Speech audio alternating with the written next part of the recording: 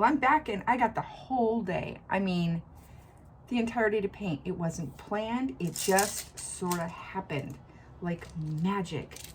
Ooh, I am such a happy girl. You have no idea at all. And I am just tidying up, getting things put away because I have to start my 20 and I have to get ready for all the Genesis Heat Set paint stuff to come out, and I have to put away all the acrylic stuff. All I have to do now on this doll is get her varnished. I already styled her wig a little bit. I mean, I washed the hair and gave it a trim and everything, and it dried pretty nicely. And oh, and eyelashes. And I cannot for the life of me find my eyelashes anywhere. So bummed out about that. So I'm gonna have to run over to CVS tomorrow and find some very delicate, very, very delicate. I don't want those big, giant, nightclubby eyelashes. I just want some really baby fine ones. I used to have a bunch that I got from Bountiful Baby like 5 years ago. And I have not a clue where I might have put them. I thought, well, they'd be in the drawer with all the eyeballs, right? Because you would think eye is eyes, but not so much. I'm gonna find them later and I'll wonder what the heck I was thinking. Let me show you how the baby turned out. I have only one regret, and that is the toenails. I'm not happy with it, but there's no way to change it, so I'm gonna have to live with it. Hopefully whoever gets this baby forgives me for the silliness, or likes it, I don't know. So the hands are done.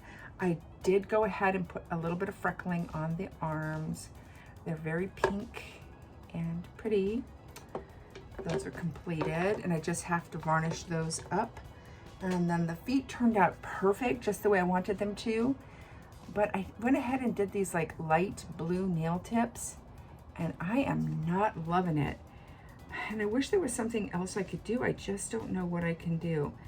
I guess I could repaint them like a dark purple, and maybe it'll cover up that light blue. I don't know. I might live with that. We'll see. I'll have to figure out before I varnish. I don't know. I thought it would be pretty for a second, and then I looked back and thought, oh, it's kind of distracting.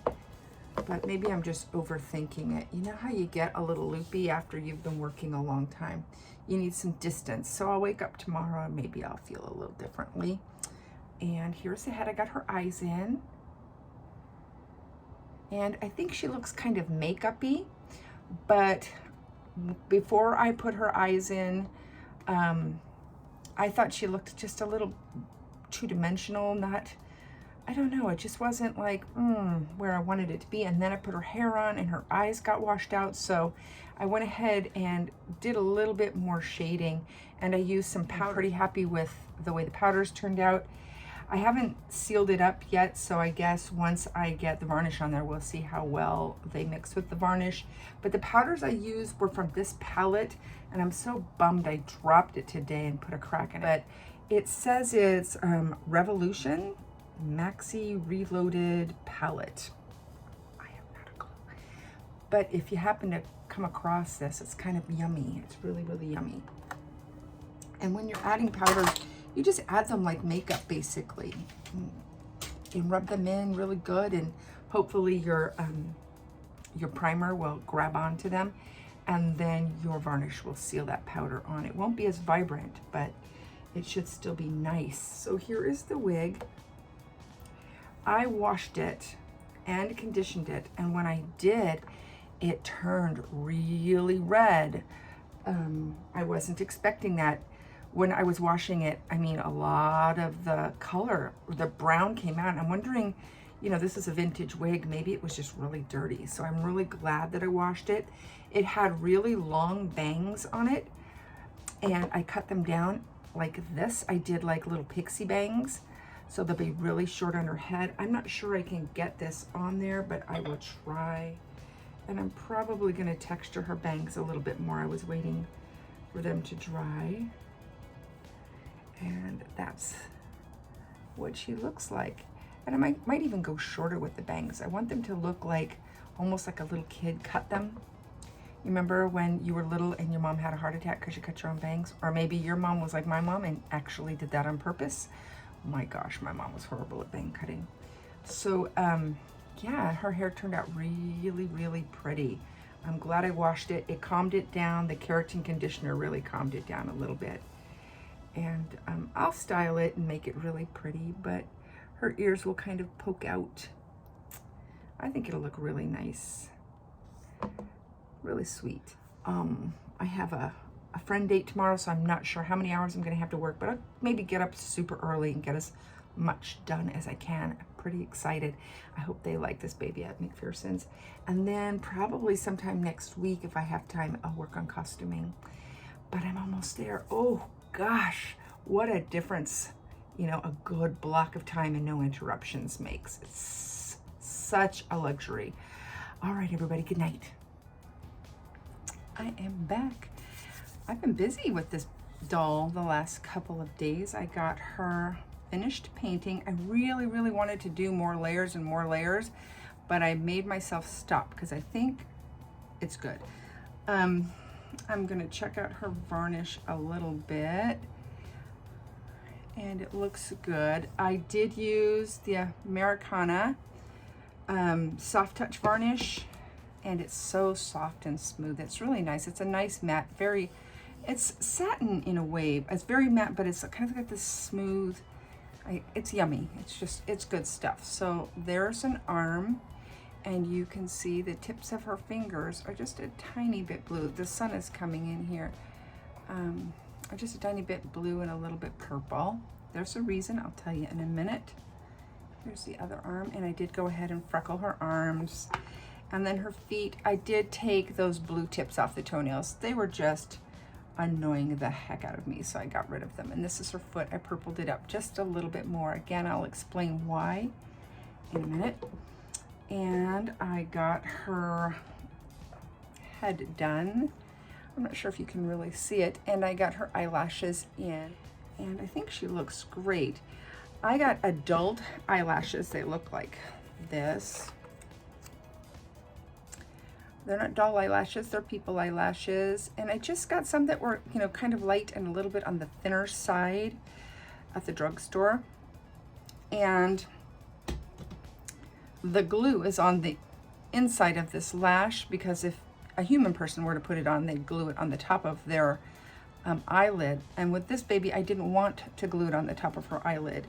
I went between her eyeball and her eyelid. So what I had to do, and I don't know how other people do it, but I actually peeled off all of the adhesive, and then I took the adhesive that comes with the eyelashes and I put the adhesive on the top rather on the underside, and then I just kind of tucked it in there using a pointy toothpick. Well, it was pointy when I started, but it kind of got worn down pushing it in there.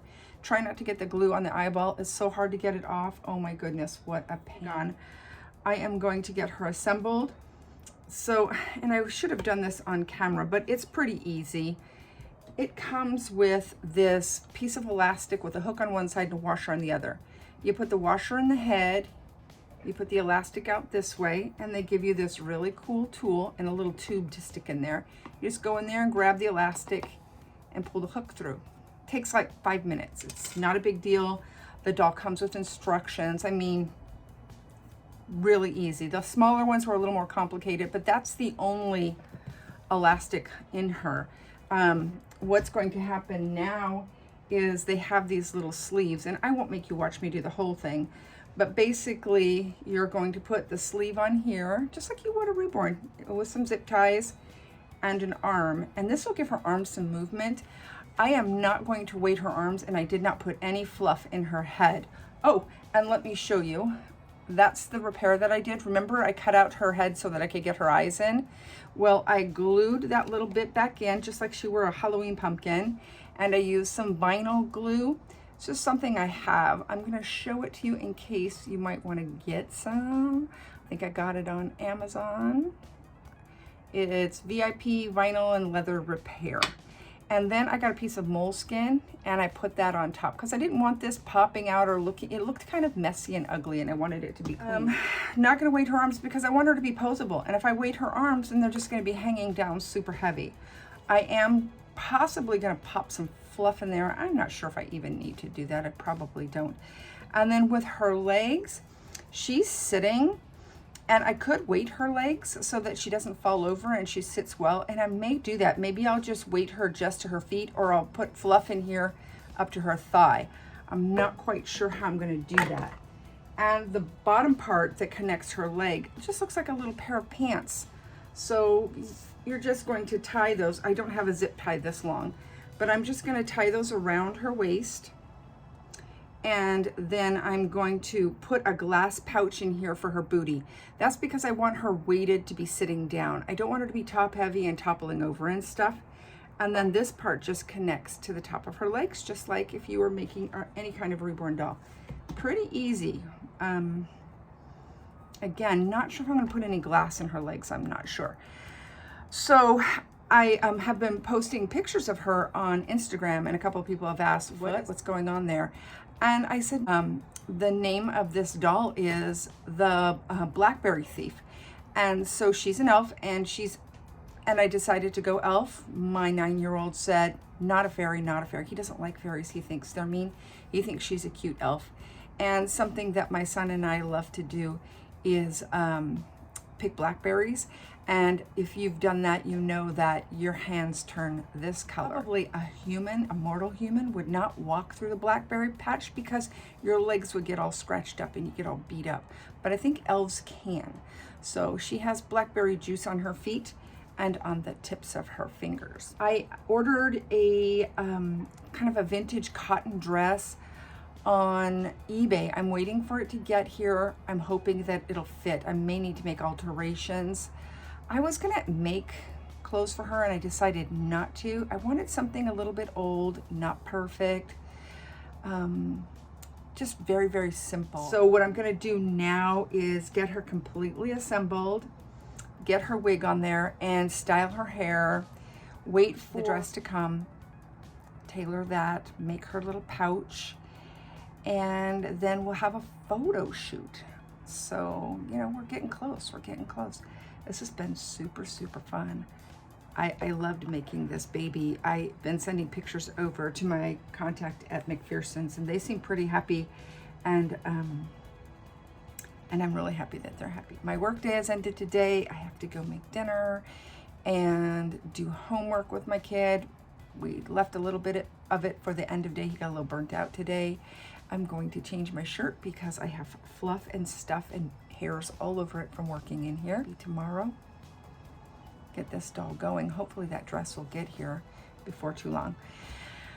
Okay, we'll see you in a little while. I was working and getting everything put together and I said, darn, I should be doing that on film. I went over to like my local craft store and found a basket, and I took off the little bit here. I think this was in the wedding department. And I added a piece of leather that I just cut off of a bigger piece of leather that I had.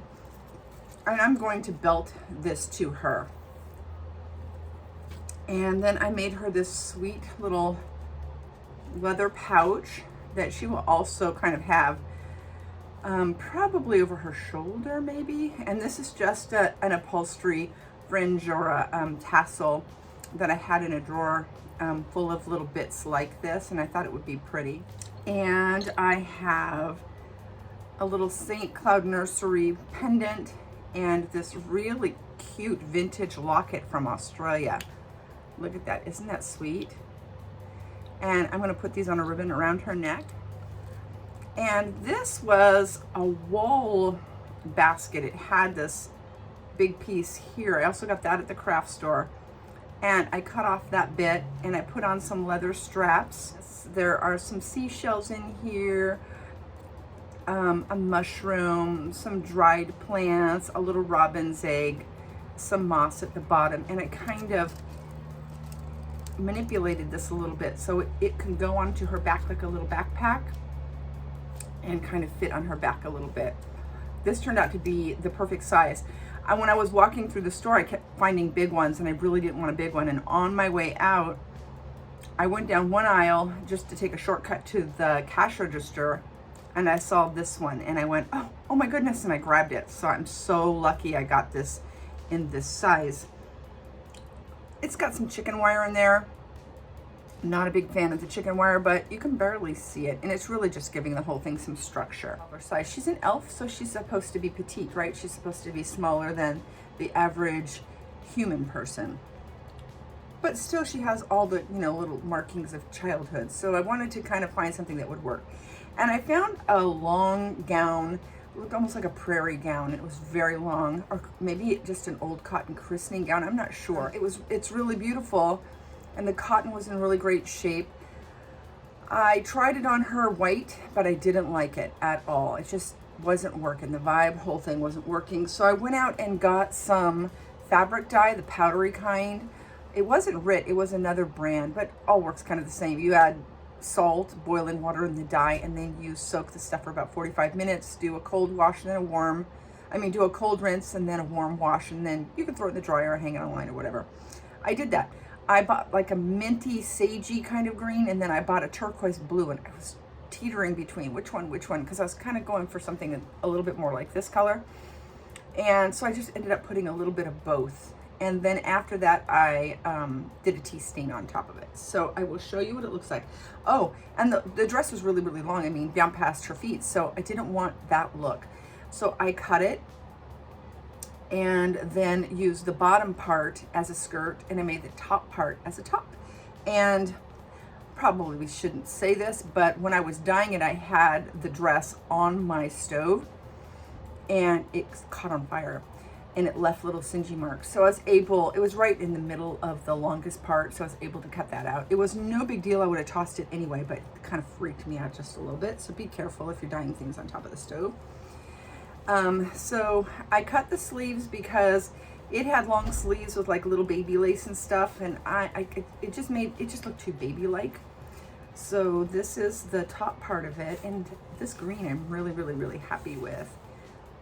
I mixed it with pink, very Marie Antoinette, and I want it to look fantasy.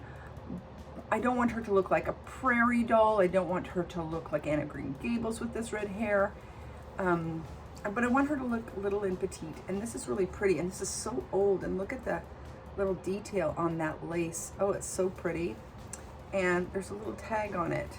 Look at this. Isn't that sweet? I was gonna say it was handmade, but I can see that it's machine stitched, but it's made really, really well, really well. I don't think this was made in a factory. It's just too tidy the way it's made. And look at this little neck pull here. Oh, sweetness. And then I took the bottom half and I dyed that separately because I didn't want them both to be the same color. I made a little channel, and I'm just gonna pull some vintage seam binding through it that I already wet and wrinkled. And I'll just pull it together like a skirt. I mean, so simple.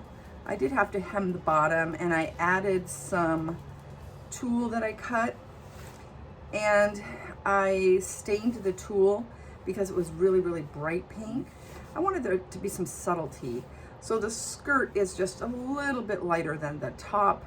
I left the top in for like 45 minutes. I left the skirt in for like 15 minutes so that they're different colors. And I didn't tea stain the whole skirt. I just gathered and dipped the bottom. And you're probably gonna ask why I did that. It's because, she's an elf and she's living in the forest. She'll probably source her clothing from things that they pinch from, a human's home, if they wear clothes at all. Who knows? I don't know how these things work. I'm just using my own imagination, and that's how I feel about it. I try to think, how would I like this fantasy to go, right?